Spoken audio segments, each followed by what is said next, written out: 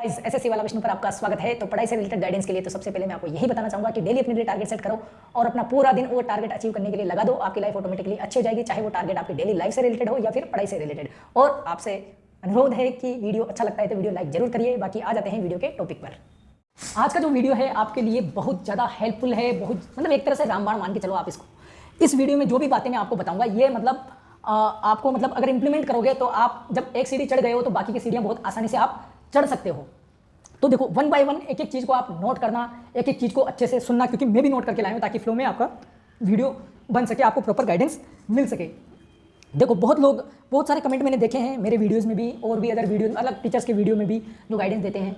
तो एक common question आता है, सेलेक्टेड लोगों का है ये क्वेश्चन, बेसिकली सेलेक्टेड लोगों का या फिर जो ज्वाइन करने वाले हैं उन लोगों का एक क्वेश्चन रहता है कि सर जॉब के साथ पढ़ाई कैसे मैनेज करें। पहली बात तो जॉब के साथ पढ़ाई मैनेज होना बहुत चैलेंजिंग है, लेकिन आप देखते होंगे पहले कोई कांस्टेबल बन गया, कांस्टेबल की करते करते भाई सब यूपीएससी तक पहुंच गए, समझ रहे हो। तो ऐसा कांस्टेबल से एसआई तक पहुंच गए, ऐसे एग्जांपल अपने को मिलते हैं। वो ऐसा क्या करते हैं, क्या क्या पॉइंट्स वो अपनाते हैं, थोड़े से अपन अपनी तरफ से इन चीज़ों पे गौर करेंगे और मैं आपको बताऊंगा कि जॉब के साथ पढ़ाई कैसे मैनेज करी जाती है। और जैसे मैं भी मैनेज कर रहा हूँ, मैं यूट्यूब, बहुत सारे टीचर हैं जो पढ़ाई भी करते हैं, जॉब भी करते हैं, यूट्यूब भी मैनेज करते हैं, तो इस तरीके से वो सारी चीज़ें मैनेज करते हैं। तो किस तरीके से अपने को कुछ पॉइंट्स में आज आपको बताऊंगा जिनसे आपकी हेल्प हो पाएगी, आप पढ़ाई को एक बेहतर तरीके से चला पाओगे। देखो पढ़ाई थोड़ा बहुत तो सभी करें, लेकिन आज का जमाना ऐसा है कि थोड़ी बहुत पढ़ाई से अपना काम नहीं चलता है। तो बहुत ध्यान से सुनना कि किस तरीके से क्या क्या पॉइंट्स आपकी डेली लाइफ में आप ऐड कर सकते हो जिससे आपकी पढ़ाई अच्छी चल सकती है जॉब के साथ। पहली बात तो जॉब जब आप करते हो तो मिनिमम 8 घंटे आपके जाते हैं, 8 घंटे आपके मिनिमम जाएंगे, इससे कम तो आप सोचो मत हो। किसी के 10 जाते हैं, किसी के 11 घंटे जाते हैं, ठीक है। तो देखो सबसे पहला तो आपको डिसाइड करना पड़ेगा कि भाई मेरे को प्रिपरेशन करनी है या नहीं करनी है। बहुत से लोग कंफ्यूज रहते हैं कि यार मैं करूँ कि नहीं करूँ, मैं इससे कुछ साइड बाय साइड ही कर लूँ, तो आधे अधूरे होते रहते हैं। जैसे मान लो मैं सोच लूँ कि यार यूट्यूब का करूँ या पढ़ाई का करूँ, पढ़ाई का कर लेता हूँ, फिर सोचता हूँ कि यार यूट्यूब पे भी ध्यान देना जरूरी है। तो इस तरीके से कंफ्यूजन में नहीं रहना है, करना है दोनों चीज़ साथ में करनी है, तो दोनों को अपने हिसाब से वेटेज देके चलो। सिंगल चीज़ करनी है जो प्रायोरिटी डिसाइड करके चलो कि मेरे को पढ़ाई करनी है तो फिर पढ़ाई पर ध्यान दो, वो थोड़ा ज़्यादा इंपैक्टफुल आपके लिए होएगा, ठीक है।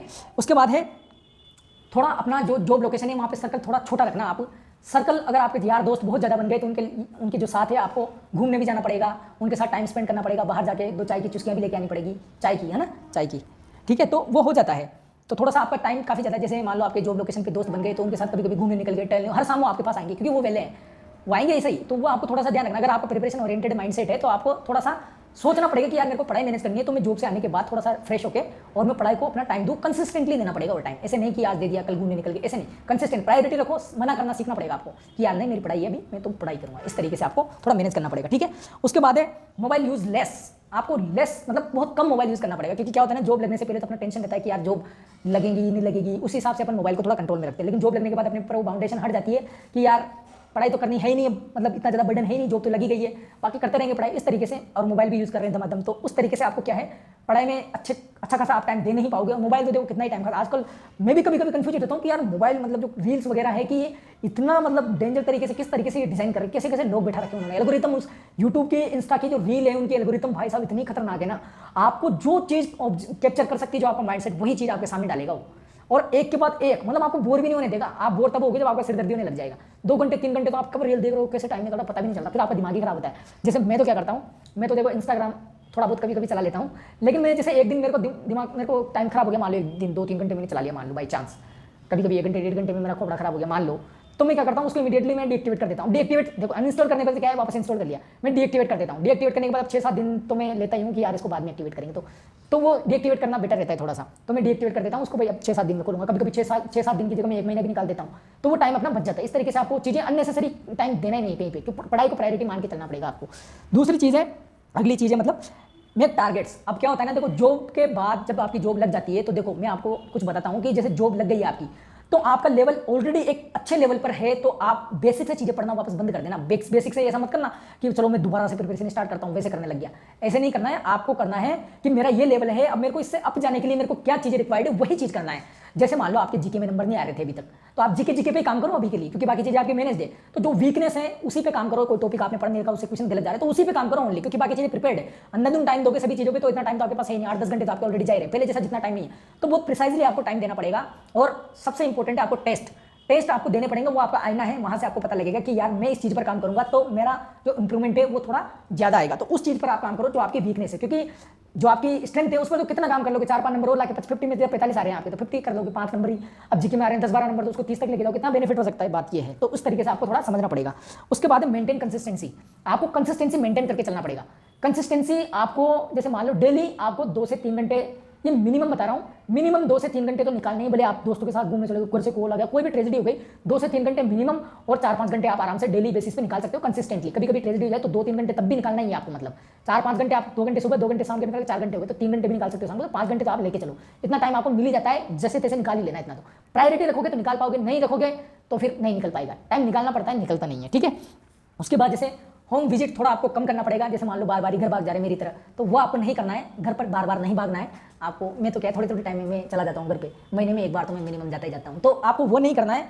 आपको मतलब घर पे कम से कम जाना है, तब जाके आपकी कंसिस्टेंसी बनी रहेगी। क्योंकि घर पर जाते हो आप 3-4 दिन घर पे को क्या है, 1-2 दिन आपका मन ही नहीं लगता, तो समझ रहे हो, उस तरीके से आपको थोड़ा ध्यान रखना है। घर पे कम जाओगे, ओनली पढ़ाई पे थोड़ा, मतलब 1 साल आप सोच के चलो कि मेरे को इस साल नेक्स्ट जॉब पकड़नी है, बस इसी साल पकड़नी है, आगे मेरे प्रिपरेशन का कोई आइडिया नहीं है, तो उसी साल के लिए आप बहुत सिंसियर होकर पढ़ाई करो, तभी जाके हो पाएगी चीजें। वरना आप जानते हो कंपटीशन किस लेवल का, लोग 12-12 घंटे दे रहे हैं भाई साहब, अपन 4-5 घंटे में क्या ही बीट कर पाएंगे, उनको तो थोड़ा ध्यान रखना है। लेकिन अपनी प्रिपरेशन एक अच्छे लेवल पर है, अपने पास कॉन्फिडेंस है, तो अपन 4-5 घंटे में भी कवर कर सकते हैं चीजें, ठीक है।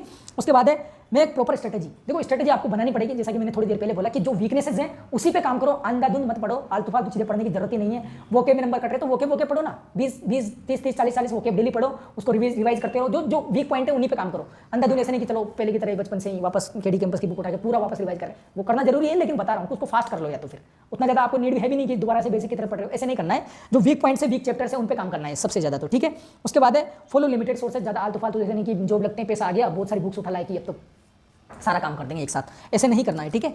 उसके बाद है वर्क ऑन योर वीकनेस, हो गया।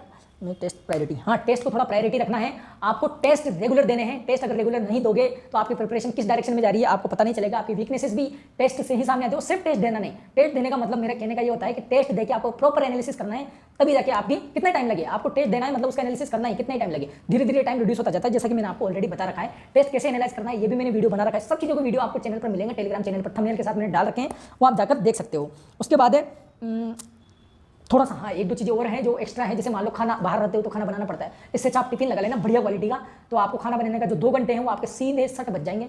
2 घंटे का, किसी को 3 घंटे भी लग जाते हैं टोटल सुबह शाम का मिला के, तो वो आपके बच जाएंगे। पैसा तो लगभग थोड़ा ही वेरिएशन आएगा, 1000-2000 का वेरिएशन आएगा, उससे अच्छा आप खाना सीधा सा मंगवा लेना, कहीं बढ़िया जगह पे खा लेना, उससे आपको जो टाइम बचेगा वो आप पढ़ाई ओरिएंटेड अगर आपको रहना है तो। दूसरी चीज़ कपड़े वगैरह, जैसे कुछ लोग होते हैं कपड़े खुद ही धोते हैं, जैसे मैं धोता हूँ, तो आपको ऐसा नहीं करना है। आपको क्या करना है, कपड़े डाल देने हैं, 4-5 जोड़ी कपड़े ले लो एक साथ और पूरा वीक निकाल दो, या कभी कभी 2 वीक भी निकल जाता है, तो उन कपड़ों को एक साथ धुला लो, जैसे सैलरी आती है उनको एक साथ धुला लो बढ़िया, फिर रख दो अलमारी में।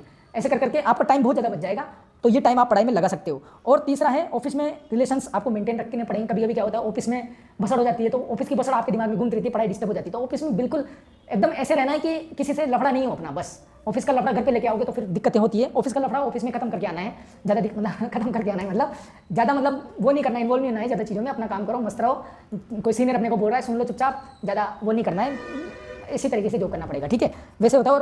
और एक और चीज़ है लास्ट वाली कि हाँ बाबू सोना लफड़ा थोड़ा सा ध्यान रखना है, ये बाबू सोना वाला जो लफड़ा है वो थोड़ा कम करना है, क्योंकि इसमें इतना टाइम चला जाएगा ताकि आपको पता भी नहीं चलेगा कि मैं किस डायरेक्शन में जा रहा हूँ। अगर फ्रूटफुल है, जैसे मान लो बाबू सोना भी आपका पढ़ने वाला है, तो थोड़ा सा हो सकता है कि आपको पढ़ाई में थोड़ा हेल्प मिल जाए, अदरवाइज तो आपको पता ही है ये किस डायरेक्शन में जाएगा। बाकी मैं इतना ही कहना चाहता था, बाकी आप खुद समझदार हो। और बाकी कोई भी चीज़ आपको लगती है कि आपको, एक चीज़ और बता देता हूँ, रुको, पावर नैप। हाँ जैसे जॉब से थके आ रहे हो तो आप 20 मिनट का पावर नैप ले लो, चुपचाप एकदम रिलैक्स बॉडी करके सो जाओ, 20 मिनट या 25 मिनट या आधा घंटा, मैक्सिमम आधे घंटे सो जाओ और उठ के फिर पढ़ाई करो, ताकि माइंड पूरा रिफ्रेश हो जाएगा आपका। लेकिन उठना ही है, ऐसा नहीं कि सो गए 3-4 घंटे, तो ऐसे नहीं करना है, आधे घंटे में उठ जाना है और थोड़ा मुंह धो के ऐसे एकदम फ्रेश फील होगा आपको, है ना, ठीक है ना। और बाकी क्या बोल रहा था यार मैं, हाँ बाकी आपको कुछ भी चीज़ लगती है, अगर आपको बाकी कोई भी चीज़ लगती है कि सर ये चीज़ भी थोड़ा हेल्पफुल है स्टडी मेंटेन करने में जॉब के साथ, तो वो आप कमेंट बॉक्स में बताना, ताकि वो चीज़ें बाकी लोग भी देख पाए कि यार ये इंप्रूवमेंट भी अपन चीज़ों में कर सकते हैं, ठीक है। तो मेरे को जो चीज़ें मेरे को लगी, जो मैंने लिखी है, वो मैं आपको बता दिया हूँ। बाकी आप कितनी इंप्लीमेंट करते हो ये आप पे निर्भर करता है, ठीक। Thank you.